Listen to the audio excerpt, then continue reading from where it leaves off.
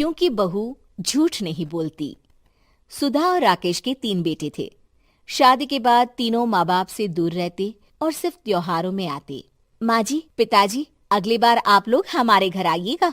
अरे नहीं बहू, सब यही आ जाते हैं तो घर खिला खिला लगता है। हाँ बहू, तू हमेशा बुलाती है तो जरूर आएंगे तेरे पास भी। हाँ हाँ, दीदी का घर बड़ा जो है, सब कुछ आपने शादी के बाद दीदी को ही तो दे दिया था। हमें भी दिया होता तो हम भी बड़ा घर लेते। क्यों सुनील? अरे नहीं नहीं, पापा ने सबको एक बराबर ही दिया है। छोटी बहू, क्या चाहिए तुम्हें, बोलो। वो आपके सोने की चेन वाली घड़ी है ना, वो अगर आप मुझे, तभी वहाँ मजली बहू भी आ जाती है। और मुझे ना आपका मंगलसूत्र कितना लंबा, सुंदर और भारी भी है। अरे हाँ हाँ, तुम दोनों को ही दूंगी बहू, चिंता ना करो। चलो अब खाना लगाओ, खाना खाया जाए। सभी मिलकर खाना खाते हैं कि पड़ोसन आ जाती है। अरे सुधा बहन, थोड़ी चीनी तो देना, घर में शक्कर नहीं है और मेहमान सर पर बैठे हैं। अरे छोटी बहू, चाची को शक्कर तो दे दो। अरे मजली दीदी, आप दे दीजिए ना, मैं यहाँ कम आती हूँ तो मुझे पता ही नहीं है कि सासू माँ सारी चीजें कहाँ रखती है। और तुम, मैं कौन सा यहाँ रोज शक्कर फाँकने के लिए आती हूँ, मुझे भी नहीं है पता। तभी बड़ी बहू हाथ में चीनी की कटोरी लेकर आती है। चाची, शक्कर आप लोगों का बड़ा सहारा है माँ जी और पिताजी को, वरना हम लोग तो यहाँ रहते ही नहीं। आप जैसे पड़ोसी हैं तो हम निश्चिंत है। और जीती रहे बहू, आप तो ये घर पड़ोस कम परिवार ज्यादा लगता है। सुधा अपनी बड़ी बहू को देखकर बहुत खुश रहा करती थी। वो उससे अक्सर घंटों बात भी किया करती, लेकिन दोनों दूसरी बहुओं का भी वो समझती थी कि शायद छोटी है, वक्त आने पर संभल जाएंगी। समय आ जाता है जब सभी को वापस जाना होता है। माँ जी, हम लोगों की फ्लाइट पहले है, हमें इजाजत दे। वो सास के गले लगकर चली जाती है। थोड़ी देर बाद छोटी बहू कहती है, माँ जी, मैं ना ये सोफे के कवर और चादरें ले जा रही हूँ, यहाँ तो ऐसी ही पड़ी रहेंगी। हाँ हाँ बहू, ले जा, और कुछ चाहिए तो बोल। और तो चाहिए बहुत कुछ, पर चलिए कोई बात नहीं, अगली बार ले जाऊंगी मैं। ऐसे ही मंजली बहू भी घर का बहुत सारा सामान ले जाती है। सभी के जाने के बाद सुधा राकेश से कहती है, घर कितना सूना लग रहा है ना। हाँ, और खाली भी। तुम्हारी दोनों बहुएं सब बटोर गई।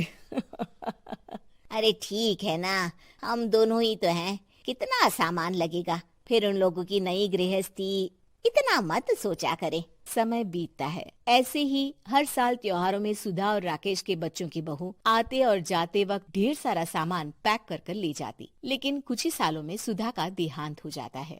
पिताजी, आप यहाँ अकेले क्या करेंगे? हम लोगों के साथ चलिए। अरे नहीं नहीं बहू, इस घर में सुधा की यादें हैं, मैं उसे नहीं छोड़ सकता हूँ। अब तुम लोगों की माँ नहीं रही।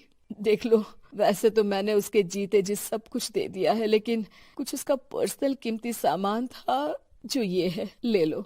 सामान में होती है एक घड़ी और एक मंगलसूत्र। माँ जी ने कहा था कि वो ये घड़ी मुझे देंगी। हाँ हाँ, पिताजी, माँ ने सबके सामने ये घड़ी सरिता को देने के लिए कहा था। उठा लो सरिता माँ की घड़ी। अब क्या था, छोटी बहू फट से घड़ी उठा लेती है। और पिताजी, ये मंगलसूत्र तो माँ ने मुझे ही देने को कहा था, याद है ना? वो सभी की ओर इशारा करती है।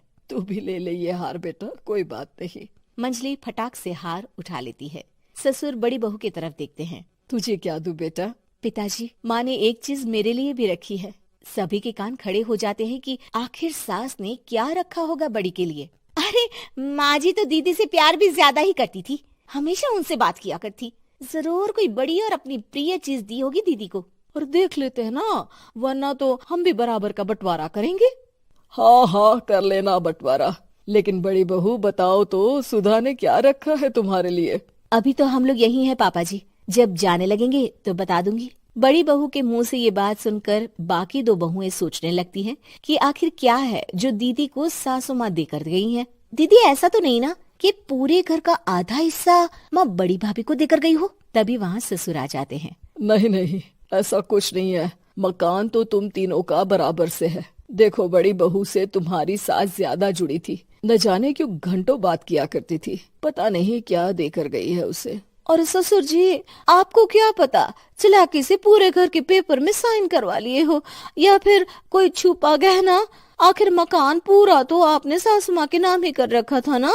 अब घर में ये सस्पेंस बन जाता है कि आखिर बड़ी बहू क्या लेकर जाएगी। फिर वो दिन भी आ जाता है जब बड़ी बहू के जाने का समय हो जाता है। बेटा, परसों तुम चली जाओगी, बताया नहीं, माँ ने तुम्हें क्या दिया?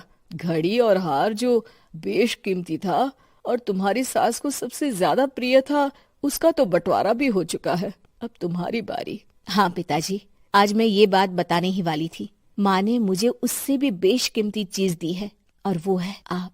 आपसे अधिक प्रिय उन्हें कुछ नहीं था। माँ चाहती थी कि आप मेरे साथ रहें। चलिए पिताजी। बेटा, मेरे पास तो कोई पेंशन भी नहीं है और ना ही कोई प्रॉपर्टी। लेकिन आपके पास संस्कार है पिताजी, जो मेरे बच्चे आपसे लेंगे। तो आपको ले जाने पर स्वार्थ ही है मेरा। चलिए ना पापा। सभी के सामने पिताजी बड़ी बहू और बेटी के साथ उनके घर चले जाते हैं।